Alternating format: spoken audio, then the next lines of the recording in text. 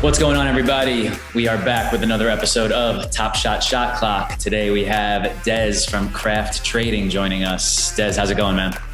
Good. Thank you for having me. Honored to be here. So excited about this format. So, yeah. Thank you. We're definitely going to have some fun here. And where are you calling from today? I'm calling from, beautiful Southern California. So very blessed to be here. Not as quite as blessed as you are, beautiful Costa Rica, but yeah, I love it out here. We pick our spots, so you can come visit anytime. But Southern California is not a bad constellation for us. Can't complain here. What is your relationship to the Top Shot community? How do you contribute? Gosh, that's a great question. I guess I let the community decide what my role is, but I just try to put out as much content and data. I'm a huge data nerd, and that's why I got into this. From the DFS side, and I think a lot of people have transitioned from DFS, especially with Bales putting out that tweet, and I think that's a natural transition for a lot of people. So a lot of people are data driven in this Top Shot ecosystem. I'm very similar, and I just try to put as much content out as possible and spread that little wisdom I have to the masses. You do a great job of it thus far. I enjoy your content on a regular basis, and we are fellow Laker fans. We just learned, so we have that. That's right, in common, as well as our Top Shot fandom. And you know what? And early in our questions, we're going to get into a little Laker talk. So, are you ready to get into the game? Top Shot Shot Clock. Start that shot clock. All right, let's do it.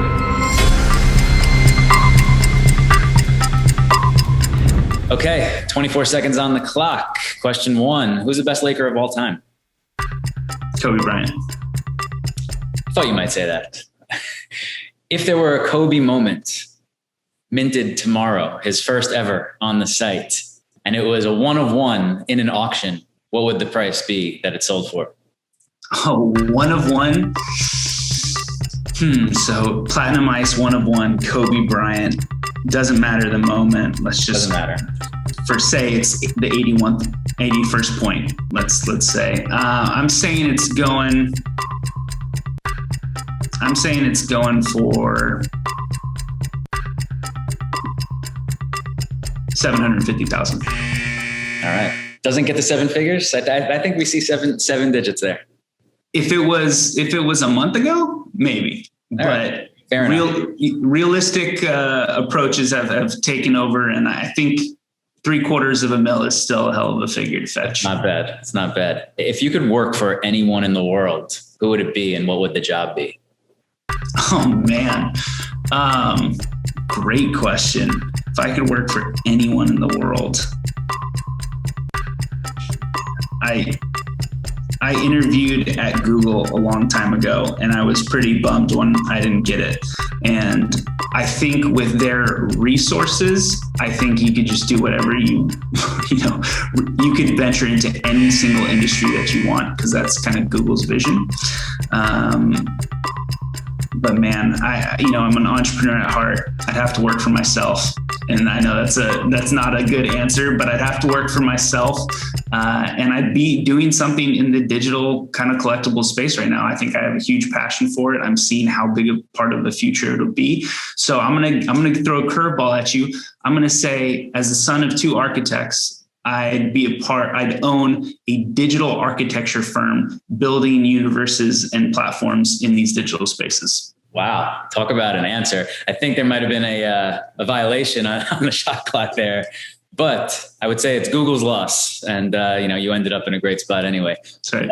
Why KRHFT for KRHFT as your Twitter brand? And can we change it? Yes, we can. I've gotten a lot of feedback like, hey, how do you pronounce this? It's kind of, what the heck is this? So KRHFT is just an odd spelling of the word craft. And I got into it because I used to own, and still do, a leather business, a leather goods business. And then they were kind of crafts in themselves. And so that was the ethos. And then, I don't know, there's something about the word craft, like mastery and craft, that I still like, that fits in this space, although I admit it's weird. When you were a little kid, what did you want to be when you grew up? NBA basketball player, 100%. No question. Been playing basketball my whole life. Always wanted to play for one of the best high schools in the nation, modern day, here in Southern California. Was able to do that. I love the game. I would have the same answer. There's still time, maybe? That's right. G League to NBA by the time I'm 35. Perfect. Have we already seen the peak of the market for 2021? For 2021? No, I don't think so. Especially if you talk about the hype going into next season's tip off with the marketing that's going to be backed around it. Absolutely not. All things being equal, do you prefer jersey number or serial number 1? I think it depends on the jersey number. I think if you're talking a Jordan 23 or LeBron 23, Kobe 24, 8, that's a different story. For the most part, it's the 1 though. Interesting. So the level of brand of the player, which their jersey number goes along with that ups the value of the jersey. The significance of the jersey. I'll give you a fringe one. Steph Curry. I'd rather have 1 than 30. Great. What's a piece of advice that you heard once upon a time that has always stuck with you?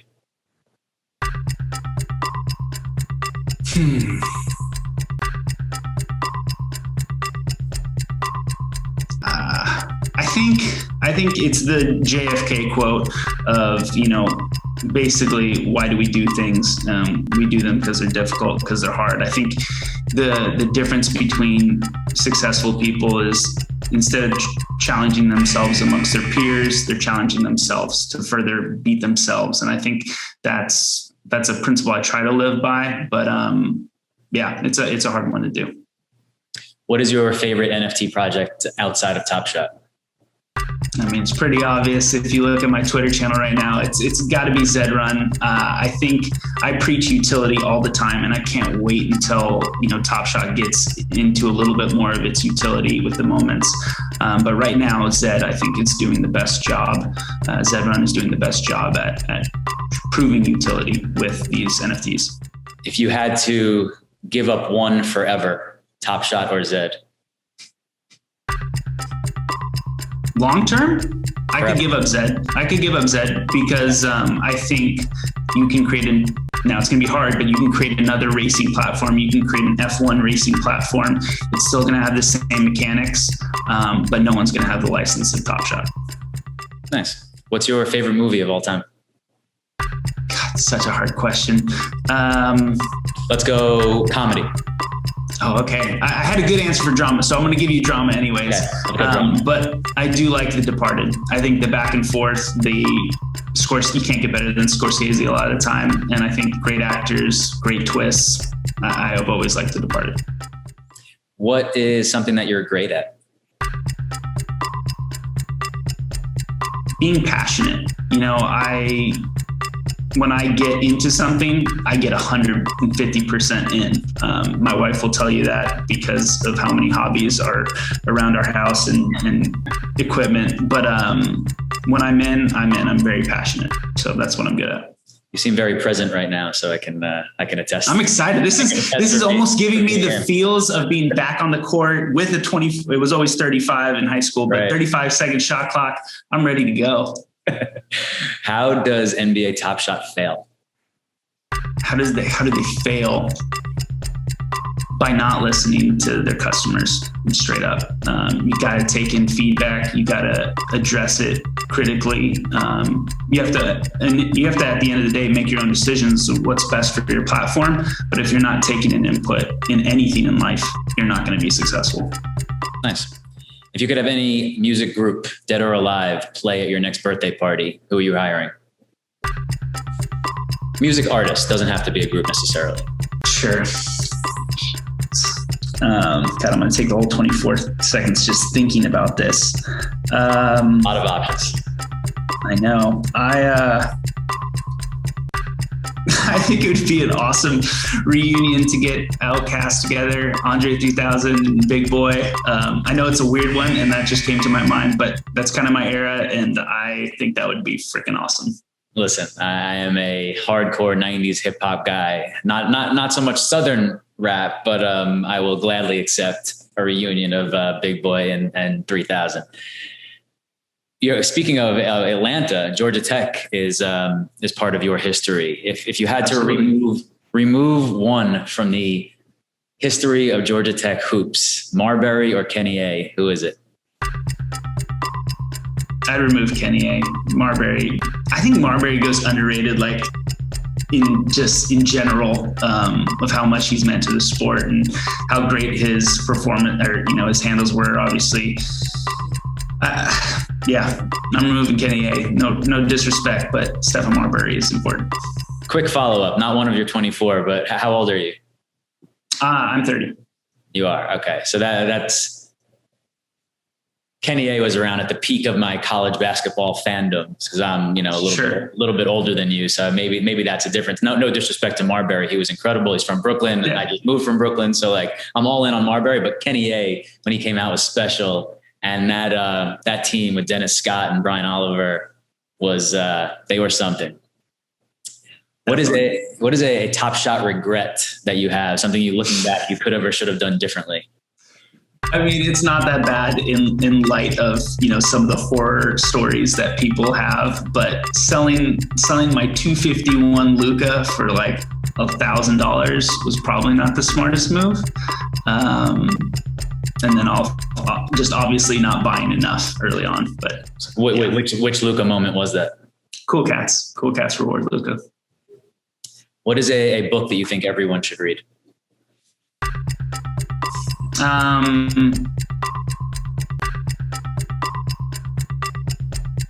Thinking Fast. Yeah.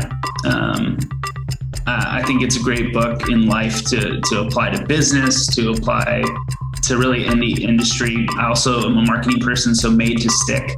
I think as people, we are all in the process of selling our brand, creating our brand, and how that outlines, the different ways to do that and connect with people, I think is really important. Who is a content creator in the Top Shot space that is a can't miss for you? You have to consume everything that they put out. Top Shot. You want to talk about challenging yourself? I just look at the charts Greg Murray puts out and I'm like, damn it, man, if I could just be that good, if I could be that good, I would do it. So I'm going to go Greg Murray's keeps me up at night is what I need to strive for. Fair enough. You're in charge of Top Shot for the day. What is something that you're changing immediately?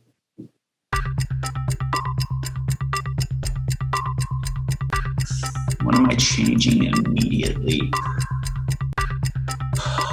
I would take away Platinum Ice. I know that's a big controversial decision, but I think it's too top heavy. I think it creates too big of a gap from normal moments and Genesis Platinum Ice moments. And I don't think it's for the best. Interesting. If you could give a TED talk on any topic, what would it be? It's funny. I fantasize giving a TED talk all the time. And oh man, I would give it on curiosity. I think as individuals, we need to strive for curiosity. That's when you become old and lazy and all the things you don't want to become in life is when you lose your curiosity. So I think it's an important virtue. So when you fantasize about being on the TED stage, you're just there, but you don't know what you're saying yet. I'm saying a lot of crap. I'm saying a lot of stuff. maybe now you know, now that you thought about it. That's true. This 24 seconds thing really gets you to really push for a thought. So it's good. And it's first thought is usually the right thought, right? So whatever's in your soul, maybe that's what spits out in that moment. What are you afraid of?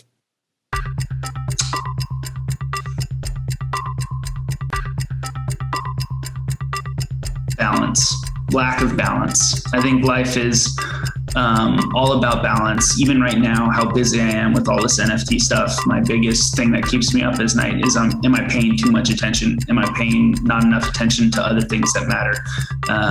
So my biggest fear is that I don't have balance in life. Let's say you have $10,000 right now to go buy one moment. What are you purchasing?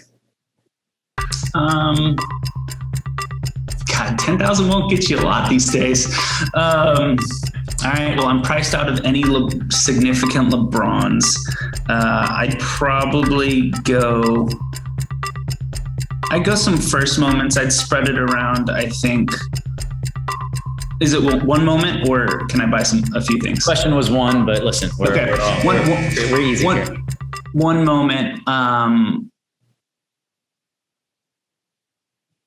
going. Damn, this is a long question. You can't ask a Top Shot fanatic with the one moment he'd purchase. I'm going. Yet I just did. It's not. I'm going just for the risk reward. I'm going that Anthony Edwards murder dunk. I'm gonna buy a great cereal. Sounds good to me. In 24 seconds or less, how would you convince someone who is skeptical about Top Shot that they need to join right now? Listen, it's one of the best sports markets in the world, and I mean world. It has an exclusive license. There's only going to be one Top Shot, and we are just scratching the surface of the possibilities and utility with these moments. And final question. We already just flew through that. We're up to Kobe number 24 already. What will cause the next market boom?